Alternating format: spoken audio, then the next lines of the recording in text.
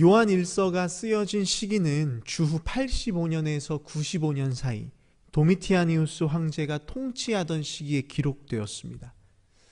초대교회의 박해라고 하면 우리는 흔히 네로 황제를 떠올리지만 실제로는 도미티아니우스 시대에 훨씬 더 조직적이고 광범위한 박해가 일어났습니다.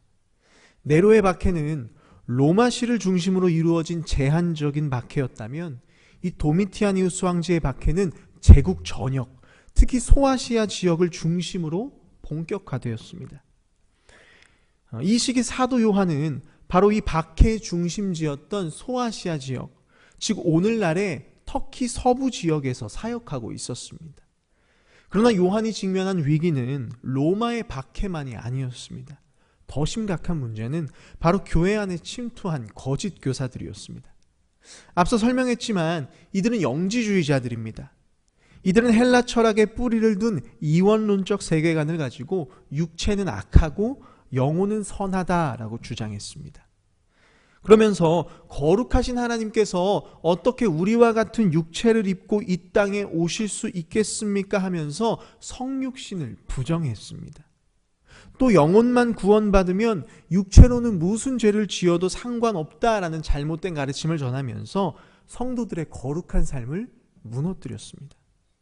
게다가 이들은 구원은 모두에게 주어지는 것이 아니라 특별한 사람들에게만 주어지는 비밀스러운 지식이라고 믿었습니다. 이런 가르침이 교회 안에 퍼지면서 어떤 일이 벌어졌을까요? 성도들이 서로를 비교하기 시작합니다. 내가 너보다 더 높은 지식을 가졌어. 내가 너보다 더 영적으로 우월한 사람이야.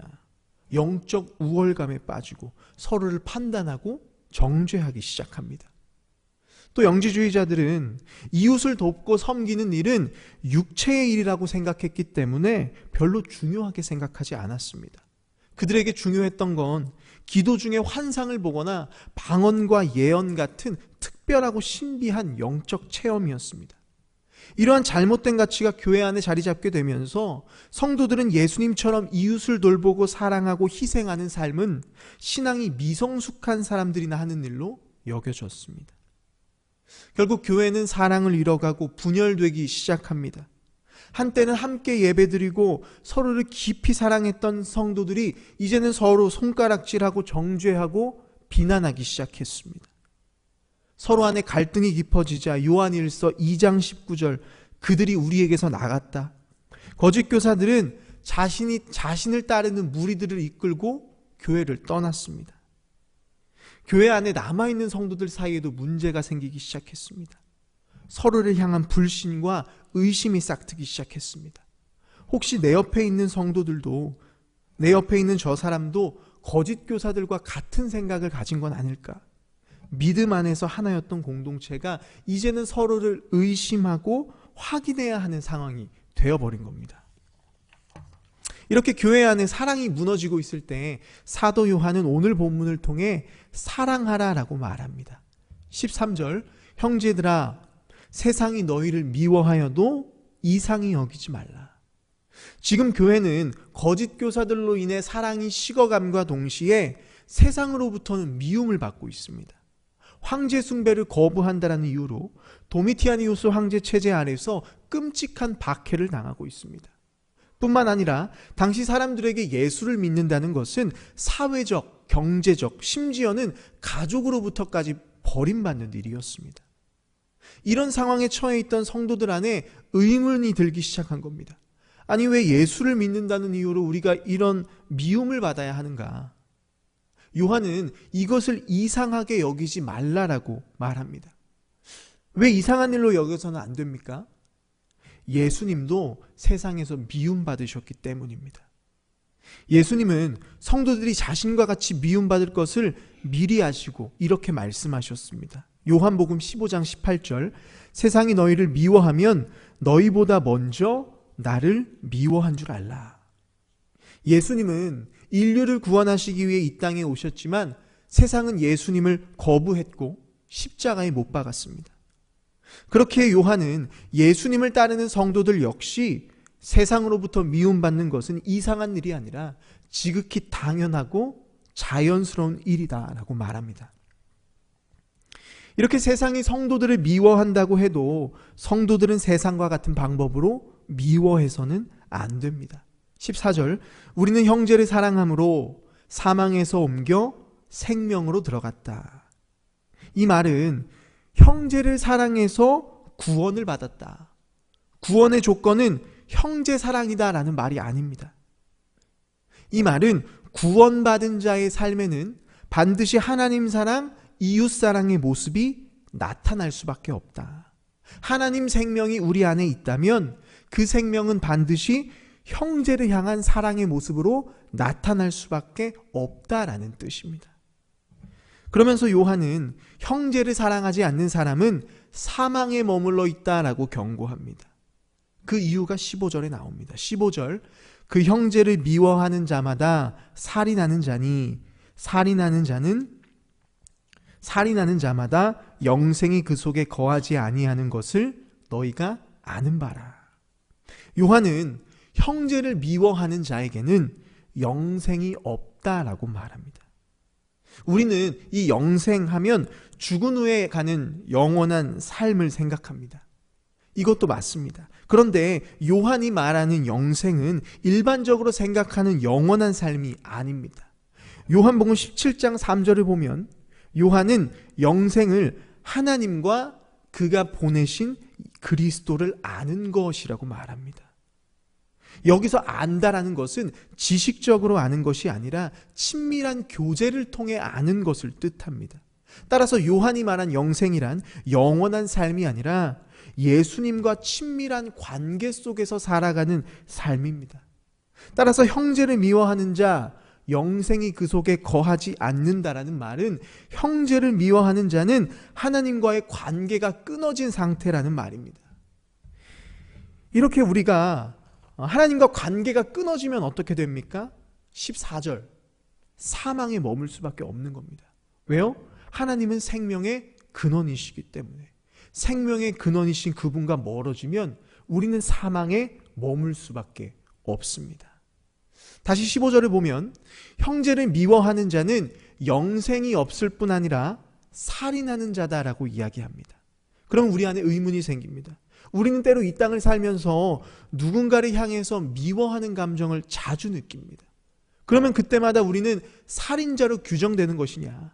아닙니다. 여기서 말하는 미움은 우리 마음에 잠깐 드는 미움 감정, 일회적인 감정을 뜻하는 게 아니라 마음에 미움을 품고 살아가는 것을 뜻합니다. 쉽게 말하면 형제를 미워하는 마음이 들 수 있지만 그 마음을 내려놓지 않고 용서하지 않고 계속 형제를 미워하는 사람은 살인자로 여겨진다라는 이야기입니다. 그렇다면 사람을 죽이지도 않았는데 왜 살인자로 규정되는 겁니까? 하나님은 겉으로 드러나는 행동만 보시는 분이 아니라 우리 마음의 중심을 보시기 때문입니다. 가인이 갑자기 살인을 저지른 게 아닙니다. 그의 마음에 미움이라는 씨앗이 심기고 자라서 결국 살인을 저지르게 됐습니다. 이처럼 살인은 눈에 보이는 결과일 뿐이지 그 살인을 일으킨 동기는 가인의 마음에 있었던 미움이었습니다. 그래서 요한은 그 미움을 방치하면 살인이라는 열매를 맺기 때문에 미움을 품고 사는 사람은 이미 살인자와 같은 길을 걷고 있다라고 경고합니다. 16절에서는 참된 사랑이 무엇인지 그리고 그 사랑을 어디서 배울 수 있는지를 설명합니다. 16절, 그가 우리를 위하여 목숨을 버리셨으니 우리가 이로써 사랑을 알고. 요한은 참된 사랑이 무엇인지 알고 싶다면 우리를 위하여 죽으신 예수님을 기억하라고 말합니다. 예수님께서는 우리를 구원하시기 위해 십자가 위에서 기꺼이 자신의 생명을 내어주셨습니다. 우리는 그 희생을 통해 진정한 사랑은 말이 아니라 누군가를 위해 삶을 내어주는 자기 포기의 삶이라는 것을 배웠습니다. 요한은 그 사랑을 깨달은 우리도 형제를 위해 목숨을 버리는 것이 마땅하다라고 말합니다. 여기서 형제를 위해 목숨을 버리다라는 말은 꼭 누군가를 대신해서 죽으라, 순교하라는 말이 아니라 매일의 일상 속에서 실천할 수 있는 자기 포기의 삶을 살아라라는 뜻입니다. 예를 들어 자존심이 상해도 먼저 사과하고 화해의 손을 내미는 것. 내가 이해받기 원하는 것보다 내가 먼저 이해해주는 자리로 내려가는 것. 또 내 것도 부족하지만 더 어려운 일을 위해 그들의 필요를 채워주는 것. 이 모든 것이 우리가 하나님께 드릴 수 있는 작은 죽음입니다. 요한은 이런 자기 포기의 삶을 십자가를 통해 배웠다면 이제 그 사랑을 우리의 삶을 통해 실천해야 한다라고 이야기합니다. 17절과 18절 말씀 속에는 사랑은 말이 아니라 행동으로 나타나야 한다라는 것을 강조합니다. 17절에서 요한은 이렇게 말합니다. 누가 세상의 재물을 가지고 있으면서 사랑이 필요한 형제를 도와줄 마음을 닫고 있다면 그 사람 안에 하나님 사랑이 어떻게 거할 수 있겠습니까? 하나님을 사랑합니다라고 말하면서도 정작 눈앞에 고통당하는 이웃을 외면한다면 그 사람 안에 진짜 하나님 사랑이 있는지 돌아봐야 한다라는 이야기입니다. 따라서 진정한 사랑은 반드시 행동으로 나타나야 합니다. 18절, 자녀들아 말과 혀로만 사랑하지 말고 행함과 진실함으로 하자. 요한은 진정한 사랑은 말로 외치는 게 아니라 반드시 행함과 진실함으로 드러나야 한다라고 말합니다. 여기서 진실함이란 우리의 행동의 동기를 말합니다. 억지로 누군가 시켜서 마지못해서 하는 게 아니라 하나님 사랑이 우리 안에 가득해서 자연스럽게 흘러나오는 사랑입니다. 그것이 바로 진실한 사랑입니다. 요한은 이렇게 참된 사랑은 반드시 밖으로 표현돼야 하고 그 동기는 진실해야 한다라고 말합니다. 19절부터 마지막 절까지의 말씀 속에는 이웃을 행함과 진실함으로 사랑하는 사람에게 하나님께서 어떤 복을 주시는지를 설명합니다. 첫 번째 복은 우리가 하나님께 속한 자라는 확신을 준다라는 겁니다. 19절, 이로써 우리가 진리에 속한 줄 알고, 우리가 이웃을 진심으로 사랑할 때에 우리 마음 깊은 곳에 내가 하나님께 속한 자녀구나 라는 확신이 생긴다라는 이야기입니다. 왜 이런 확신이 생길까요? 이웃을 사랑할 수 있는 것 자체가 하나님 사랑이 내 안에 있다는 증거이기 때문입니다.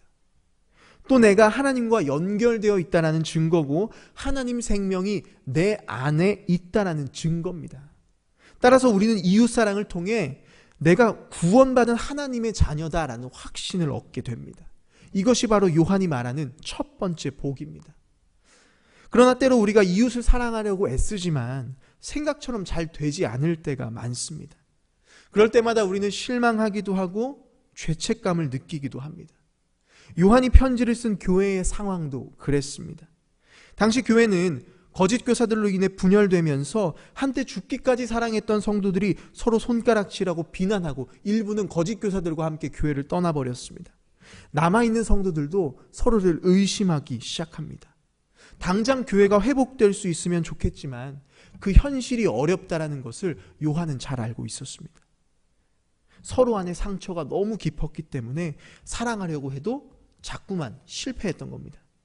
이렇게 계속해서 사랑에 실패하는 성도들을 보면서 요한은 이렇게 말합니다. 20절, 하나님은 우리 마음보다 크시고 모든 것을 아신다. 하나님은 성도들이 사랑하기를 실패했다고 책망하시는 분이 아니라 끝까지 사랑하려고 애쓴 마음, 사랑하기 위해 눈물로 기도했던 그 자리를 하나님은 귀하게 여기신다라는 이야기입니다. 이 사실을 깨닫게 될 때 21절, 하나님 앞에 담대히 나아갈 수 있습니다. 담대히 나아갈 수 있는 근거는 무엇입니까? 우리가 사랑하기를 실패했다 할지라도 하나님은 우리를 외면하지 않으신다라는 사실입니다. 이처럼 하나님은 우리의 실패에 집중하시는 분이 아니라 진실하게 사랑하려고 애썼던 그 마음을 귀하게 보시기 때문에 우리는 정죄감에 사로잡혀 있는 것이 아니라 담대하게 하나님 앞에 나아갈 수 있습니다. 또 이 사실이 우리에게 용기를 주고 다시 사랑하기를 결단하게 만듭니다. 행함과 진실함으로 사랑하는 자가 얻는 두 번째 복, 기도의 응답을 받게 됩니다. 하나님께서는 모든 기도에 응답하시지 않습니다. 오늘 말씀의 저자 요한은 요한복음에서 응답받는 기도의 비결에 대해서 이야기합니다. 요한복음 15장 7절, 무엇이든지 원하는 대로 구하라. 그러나 그 앞에는 조건이 있습니다. 너희가 내 안에 거하고 내 말이 너희 안에 거해야 한다. 따라서 하나님께 응답받는 기도의 핵심은 하나님의 뜻과 나의 뜻이 일치되는 기도입니다. 요한은 내 욕심을 위해 기도하는 게 아니라 하나님 뜻을 구하고 하나님이 기뻐하시는 것을 구할 때 그 기도는 반드시 응답된다라고 말합니다. 22절을 보면 이웃을 사랑하는 자의 기도 역시 반드시 응답받는다라고 이야기합니다. 왜요? 하나님 사랑, 이웃 사랑은 하나님의 뜻이자 그분이 가장 기뻐하시는 일이기 때문입니다. 예수님께서는 하나님 사랑, 이웃 사랑을 율법 전체를 요약하는 가장 크고 중요한 계명이라고 말씀하셨습니다. 성경 전체의 핵심 주제를 한마디로 요약하면 하나님 사랑, 이웃 사랑입니다. 만약 우리가 이 계명을 우리의 삶의 가장 중요한 가치로 여기고 살아간다면 어떻게 되겠습니까? 우리는 내 욕심을 위해 기도하지 않습니다. 이웃을 위해 기도하게 됩니다. 하나님 나라와 의를 위해 기도할 수밖에 없습니다. 이렇게 이웃을 사랑하는 사람의 기도의 방향성은 언제나 하나님의 뜻과 하나님이 기뻐하시는 것을 향하여 있기 때문에 그 기도는 반드시 응답될 수밖에 없는 기도입니다. 이웃을 사랑하는 삶을 살 때 얻게 되는 세 번째 복은 하나님과 친밀한 관계를 누리게 됩니다. 24절, 그의 계명을 지키는 자는 주 안에 거하고 주는 그의 안에 거하시나니 우리에게 주신 성령으로 말미암아 그가 우리 안에 거하시는 줄을 우리가 아느니라. 이웃을 사랑하는 삶은 하나님 안에 거하는 삶이고 하나님이 내 안에 거하는 삶입니다. 요한은 이 놀라운 비밀을 우리 안에 계신 성령님께서 깨닫게 해주신다라고 말합니다. 다시 말해 하나님 말씀대로 이웃을 사랑하기로 결단하고 순종하는 자에게는 하나님은 멀리 계시지 않는다. 하나님은 지금도 이웃을 사랑하는 자의 마음속에 거하고 계시고 성령은 그 사실을 우리에게 깨닫게 하신다라고 말합니다. 말씀을 정리합니다. 요한은 사랑이 차갑게 식어버린 교회에 참된 사랑의 모범이신 예수님을 기억하라라고 가르쳤습니다. 예수님은 사랑받을 자격이 있는 사람만 사랑하시지 않았습니다. 배신당할 줄 아시면서도 유다의 발을 씻기셨고 자기를 부인할 베드로를 향해 끝없는 신뢰를 보내셨고 자기를 조롱하며 십자가에 못 박는 이들을 향해 기도하셨습니다. 여러분, 예수님이 사랑받을 만한 자격이 있는 사람만 사랑하셨다면 우리는 그 어떤 기준으로도 구원받을 수 없는 존재입니다. 그럼에도 예수님은 우리를 사랑하셨고 우리를 위해 자신의 목숨을 내어주셨습니다. 여러분, 사랑할 수 있는 사람만 사랑하는 건 세상 누구나 할 수 있는 사랑입니다. 하지만 사랑할 수 없는 사람을 사랑하는 일은 오직 예수님 십자가 은혜를 경험한 자만이 할 수 있는 사랑입니다. 오늘 이 아침 사랑할 용기가 나지 않는다면 요한이 말했던 것처럼 예수님 십자가를 다시 바라보시길 바랍니다. 그러면 우리를 조건 없이 사랑하시는 그 십자가 사랑 앞에 우리는 그 누구도 미워할 자격도 용서하지 못할 이유도 없다라는 것을 깨닫게 될 겁니다. 오늘 하루 그 십자가의 사랑을 기억하며 사랑하기로 결정하십시오. 그것이 요한이 말한 참된 생명의 길이자 우리가 걸어가야 할 예수님의 길입니다. 또 우리는 말과 혀로만이 아니라 행함과 진실함으로 사랑해야 합니다. 예수님은 우리를 머리로만 사랑하시지 않으셨습니다. 온 몸으로 사랑하셨습니다. 우리를 위해 이 땅으로 오셨고 우리와 같은 모습으로 이 땅에서 사셨고 십자가에 달리셨고 부활하셨습니다. 예수님은 머리만이 아니라 온 몸과 삶으로 자신의 삶을 내어주셨습니다. 여러분, 신앙은 머리로만 믿는 것이 아니라 삶으로 믿는 것입니다. 신앙과 삶은 결코 분리될 수가 없습니다. 우리는 예수님을 알면 알수록 그분을 닮아가야 하고 그분을 삶으로 담아내야 합니다. 오늘 이 아침 기도만 하는 사람이 아니라 기도한 대로 살아가는 사람이 되시길 바랍니다. 말씀을 듣는 데서 그치지 말고 말씀을 살아내는 사람이 되시기를 바랍니다. 그래서 말뿐인 사랑이 아니라 손과 발이 움직이는 사랑을 행하는 복된 사람이 되시기를 축복합니다.